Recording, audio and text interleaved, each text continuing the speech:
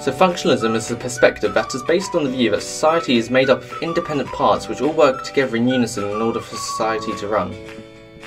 They tend to argue that men and women have separate social roles that are based on biological differences and that these roles contribute to the smooth running of society. Functionalists suggest that since women give birth, it's only natural that they'll take care of it. There is some support for this. Figures from the Department of Work and Pensions in 2009 show that 90% of lone parent families are headed by women. This leads to a division of labour between men and women, where women take on more domestic roles and males become the breadwinners. Murdoch in 1949 studied gender roles in over 200 different societies, and found that women are located in the home because of their biological function of child-rearing, and because of their physique meant they were less able than men to perform strenuous tasks. He said the division of labour was evident in all societies and concluded that it was therefore universal. Parsons and Bales in 1955 referred to men having the instrumental practical role, while women have the expressive caring role. These separate roles contribute to the smooth running of society, but also explain why men and women have different experiences in the labour market and elsewhere in the public sphere. Human capital theory suggests that the wage gap and other employment-related differences can be explained by the amount of human capital an individual or a group of workers develop through the knowledge and skills they have obtained. They argue that personal incomes vary according to the amount of investment that is made in developing human capital. The theory has been used to support functionalist views on meritocracy with the argument that men and women serve different roles and functions in society, and are rewarded in different ways. Men are work-orientated and committed to their jobs, whereas women choose to prioritise their roles as homemakers and caring for family over their careers. As a result, gender inequalities in the workplace arise and are a legitimate outcome as women develop lower levels of human capital than men. There it was. There I was thinking it was just me that had a problem, but it turns out it's the air conditioning that's sexist. I know. So many women in our office have the exact same problem. You know, we just sit there absolutely freezing at our desks trying to type. You can probably tell I've got a cold right now, which I blame all on the AC. And so it's just so actually quite nice to see this research.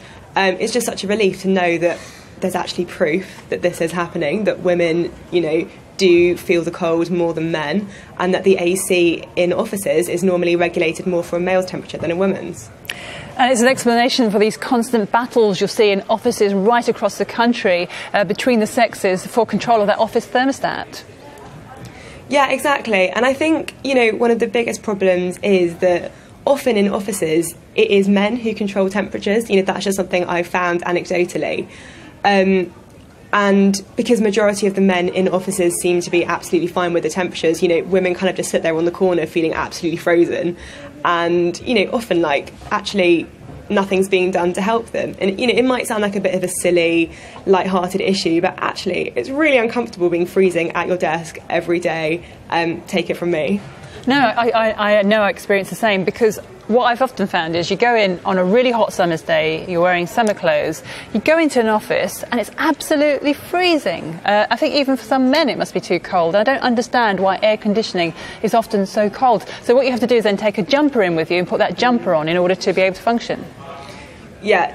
Honestly, I think so many women listening now are going to just be nodding their heads thinking, yes, that is exactly my reality. You know, we joke at work that we actually can't dress fashionably anymore for summer because you actually just can't go in sandals. You can't go in a summer dress because you're going to have to put on the jumper or the emergency cardigan.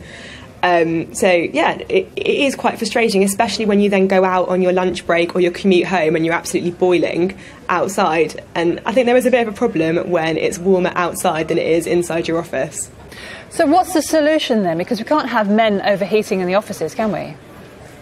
No, I think we just need a bit more flexibility. You know, I think it is just essentially common sense. So if, you know, an office is noticing that a number of women are complaining about the cold, they need to be more flexible. You know, they need to actually kind of lower it and not just say, but, oh, the men are fine. You know, now there is actually proof that this is actually an issue. I think they need to kind of take women's considerations into account, and you know what, maybe there can be more flexibility with men not having to wear suits in some offices and they can come in t-shirts or whatever they need to be the right temperature. So finally, for the evaluation. Feminists such as Oakley have shown that genders are socially constructed rather than being based on biological differences. Human capital theory ignores the structural constraints of society that may disadvantage women.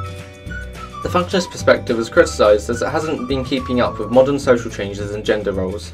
And finally, functionalism tends to refer to white middle class people and neglects other social groups.